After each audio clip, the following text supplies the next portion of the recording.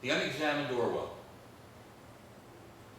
This is the fourth major full-length study that I've devoted to Orwell's life, work, and legacy, published in 2011. Of course, the title is meant to be stimulating and provocative. I could easily append a question mark to it. The Unexamined Orwell? What I mean, of course, is the under-examined Orwell, or the under-examined Orwell, quote unquote, that is not so much the man or the writer, but the cultural icon and political talisman, the myth, not the man. And it's largely that posthumous figure, that Orwellian figure, who has been the subject of so many controversies, political campaigns by the intellectuals, advertising and promotional exercises, that has been the focus of my studies when it comes to the heritage or legacy of Orwell. It is the context of his work, not the texts themselves. I need to emphasize when I use that word unexamined, something quite particular. That is, I'm not speaking of the unknown Orwell. That was the title of the first biography, a very adroit study written by Peter Stanley and William Abrahams in 1972. Nor do I mean the neglected Orwell. But I mean rather a little observed or more elusive Orwell or Orwell that repays further study. You see, all authors and others receive selective attention in cultural and press publications. Orwell is no exception. Some of his work has been over-examined. Some issues related to his work over-examined, such as the endlessly debated theme, if Orwell were alive today, asked again and again and again with every new major political event on the international scene, with every new generation, from McCarthyism and the campaign for nuclear disarmament in the 1950s, to the Vietnam War and the counterculture in the 1960s, to the Watergate affair in the 1970s, and on, up through the 21st century with the Bush administration's invasions of Iraq and Afghanistan. And now even in the second decade of the 21st century, with new limitations on American civil liberties, invasions of privacy, new technologies that remind people of the telescreens that are appearing everywhere, on every side street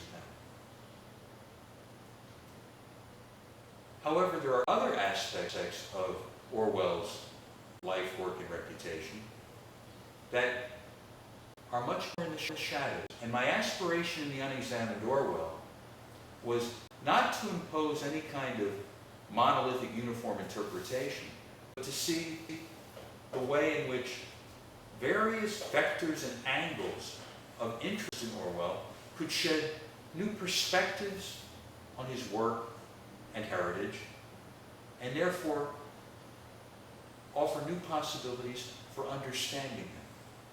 And so this book also includes reception scenes, like the earlier ones, that look to his work and to his posthumous fame in new contexts or against backgrounds that differ from those that I've previously studied. For instance, 1984 and its relation to the utopian tradition, or the relationship between Animal Farm and politics in the English language. It is the role of cultural and political literacy in understanding Animal Farm properly. Those are textually based. Some reception scenes are far more contextually based, such as looking more closely at Eastern Europe and its reception of Orwell's work in the post-communist era. In all of these ways, I hope to illuminate a less well-observed or under-examined Orwell. Part one of the study looks at candidates who have been proposed as the American or British successor to Orwell, or Anglo-American, or even Hungarian-American, as in the case of John Lukács, Anglo-American, as in the case of Christopher Hitchens, or the New York intellectuals, Irving Howe, Lionel Trilling, Dwight MacDonald. All of these intellectuals had at one time or another been nominated by others and given the honorific, the American Orwell, a new candidate. Some of them, of course, were active even before Orwell's death. Others, far more recently. Christopher Hitchens died several months after the Unexamined Orwell was published. So, in part one, I am interested again in every intellectual's big brother, that George Orwell, and his literary siblings. In part two, I'm interested in something that I devoted quite a bit of attention in my second book, Scenes from an Afterlife, to, namely Orwell's reputation in Orwell's Reich, as one East German commentator put it, Orwell in the German Democratic Republic, and politics and the German language, the way in which Orwell's catchwords, catchphrases, neologisms have been reinterpreted, translated into German, and widely circulated, so that today there's even an Unword of the Year award in German. And that is meant to be a form of German newspeak. And then in part three, looking at a diverse omnibus selection of reception scenes, to which I've given the title The Under-Examined. Reception scenes such as the mysterious unmeeting of Ernest Hemingway and George Orwell, or my investigation of how Animal Farm's Sugar Candy Mountain and some other aspects of Animal Farm may owe substantially to American folk songs, in particular the Big Rock Candy Mountains, and so on and so forth. So, the Unexamined Orwell is not the unknown or neglected Orwell, but rather a figure who has been selectively studied and with new attention to particular areas from different perspectives can still be newly discoverable. Orwell's work is fixed, but the range of his influence is near cosmic. And as I examine again and again the new areas into which his reputation radiates, the new influences that he has in a number of different languages, in a number of different scenes, not just literary and cultural, but the entertainment scene, the business scene, the diplomatic scene, the military scene, and on and on, I discovered that there is the unexamined or under-examined Orwell. Not George Orwell, the author, but the way in which this myth of the Orman, of the Orwellian presence, manifests itself in ever new ways, ever unexpected ways, still unexamined.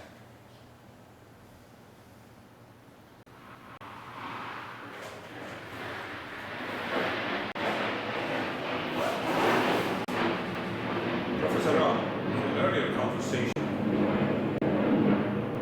he commented that Orwell, to a very great extent, was not welcome in the academy because his work did not seem to invite the kind of virtuoso interpretations that the great modernists would invite Eliot, Kant, Joyce, and others.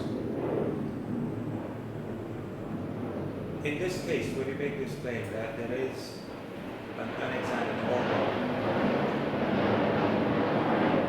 Are you not concerned that perhaps somebody might say, you are now taking on yourself a kind of elitist or virtuoso posture, claiming the existence of some kind of secret Orwell, an Orwell that others have not been able to detect, and which you are now revealing?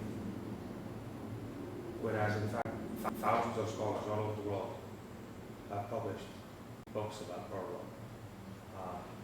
Thousands of political commentators have made use of his legacy in addressing contemporary issues and so forth. So he is part of the contemporary political and literary culture. He belongs to everybody.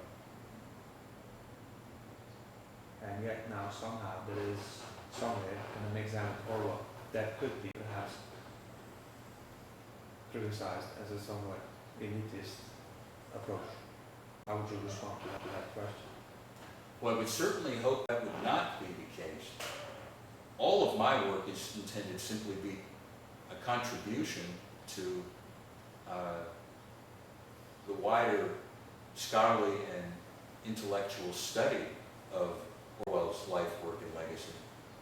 And I should emphasize that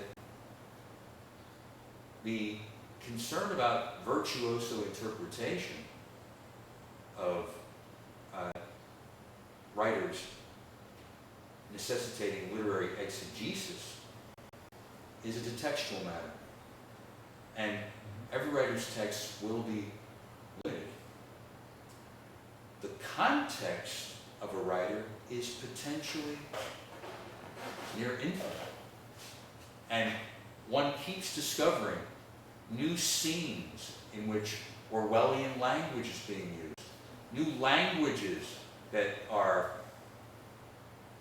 giving attention to Orwell's work in new translations or new adoptions of his Newspeak idioms. To draw attention to new contexts in all of these different scenes is another contribution. And one will see this from a particular critical location. So every reader will be approaching another writer from a certain perspective. As far as I'm concerned, it's a contribution to the community of scholars and intellectuals and students of a writer's work that any secondary study should aspire to do. That's certainly my own role here. Rather than somehow exclusive claim to new areas of Orwell's study, every one of my books has been simply proposing scenes that have been understudied or not yet attended to at all, and showing how, here we see the place of Orwell. Perhaps in a particular intellectual's life, perhaps in a new country such as East Germany, whatever it may be. So, rather than being elitist, my hope is that this kind of work will introduce Orwell to a new generation of readers and make his work ever more accessible and available, because it will be understood in new ways. I should emphasize, too, that another way in which I'm hoping to contribute to appreciation of Orwell's achievement is by editing books that would consist of a collaborative effort by myself and other scholars, often guiding other scholars to these areas and encouraging them to pick up where I've left off. And so not only in 1999 did I edit a high school textbook devoted to Animal Farm in a historical context, and then edit the proceedings of the George Orwell International Conference in 2003-2004, titled George Orwell into the 21st Century, but also some more recent works. The Cambridge Companion to George Orwell in 2008, and then quite recently 2 more edited studies. That is Critical Insights, George Orwell, published by Salem Press, 2011, and A Study in the Making, George Orwell in Asia, or Orienting Orwell. It's a work underway with Professor Henk Vynckier in Taiwan, and a book that I just co-authored with Jack Rossi, The Cambridge Introduction to George Orwell. That will appear in 2012. These are all ways in which I'm hoping that informed readers who value serious intellectual work and literature can become acquainted with Orwell's work, not necessarily having to delve into my full-length scholarly studies, such as the Unexamined Orwell, but can wade in gradually. First by getting an acquaintance through the Cambridge Introduction or the Cambridge Companion, or through one of the other edited works, and then, if they so desire, go in much greater depth to look at his life, works, and legacies in scholarly studies such as mine. Indeed, my question was deliberately adversarial in order to elicit a response. And I think it has to do, to some extent, with the fact that you are very good at creating titles that catch people's attention and perhaps create controversy, or at least debate. Every intellectual is built on every. Unexamined Orwell, right? These are the kind of words that some people might consider fighting words, right? But I think you displayed it in a very interesting way in the titles of your books. I think another way in which perhaps this criticism or potential criticism of elitism could be answered is that senior colleagues in the field who have commented on your work have pointed out that you are making a very major contribution to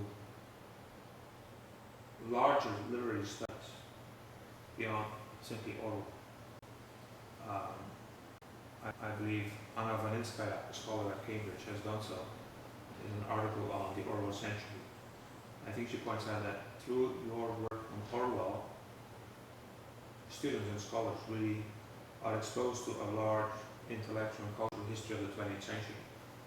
I think William Kane, also a distinguished English literature scholar and teacher at Wellesley College, made a very similar point in a recent review of the Unexamined Orwell, which was published a couple of months ago. Right? He highlights once again the importance of the field of reputational studies, if we can call it that, which you have contributed so very much to. So I think the acclamation of senior scholars in the field also helps to answer this particular question about is what Professor Rodden is doing too narrow or too focused on a particular kind of secret or an examined or virtuoso Orwell. Thank you. Yeah, that's a good insight. My aspiration has never been limited to a look at George Orwell. All along, I've had the much wider and deeper interest of appreciating why it is that so many other intellectuals and writers have looked to Orwell. It is earlier generations who have influenced me. I stand in their tradition. How is it that Orwell is a reigning presence for so many of us? And through understanding Orwell and their esteem for Orwell, I came also to have an intrinsic interest in their own work, in work of figures such as Lionel Trilling, Irving Howe, Norman Podhoretz, Dwight MacDonald, and so many of the other New York intellectuals. My larger question posed to myself and implicitly to others has been, how is it in the contemporary world that one forms an intellectual life? How do you become a literary political intellectual nowadays? It can't be done quite the way that Orwell did, because university life has swallowed up so much of intellectual life, and it tends to produce disciplinary specialists with allegiance to a particular field, all of which is highly departmentalized, institutionalized, and academicized in a scholarly jargon. The little magazines, the intellectual quarterlies that form the hub of so many intellectual communities, about which I wrote in my earlier books, also no longer exist or are ever dwindling. Partisan review is no more, nor is the public interest. So, on the left and on the right, many magazines that once generated intellectual lives and formed the hub for literary communities no longer exist. There has been the retreat to the academy. How is it that one becomes an intellectual? By looking and seeing how others have responded to Orwell, what it was in him that they identified with so strongly. I come to a better understanding of how Orwell can be my own intellectual big brother. So, the question of how one becomes an intellectual, but also the question of how is it that reputation is formed. That larger conceptual inquiry has been a crucial part of my interest in Orwell. Not just the man and the works, but the myth. Not just the life and the literature, but the legacy. And not just Orwell's legacy, but Orwell as an example that can be applied to similar yet different cases. This repertoire of interests has sustained and renewed my attention to Orwell over the years. I mentioned that after my delving into Orwell's work and legacy in the late 1980s, there was more or less a hiatus of 14, 15 years before I re-immersed myself in the work of Orwell. And that experience of withdrawal and return has been revivifying, intellectually rejuvenating.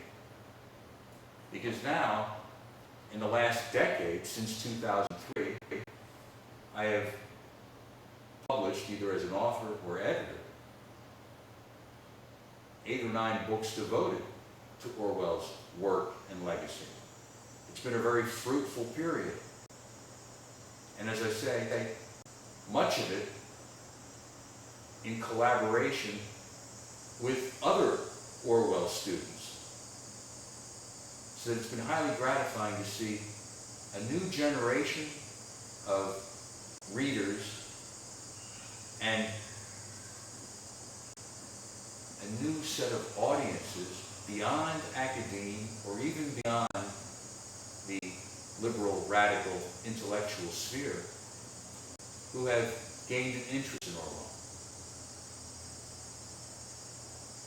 My attention to these other areas has enriched my understanding not only of those other areas and those intellectuals, but of Orwell himself.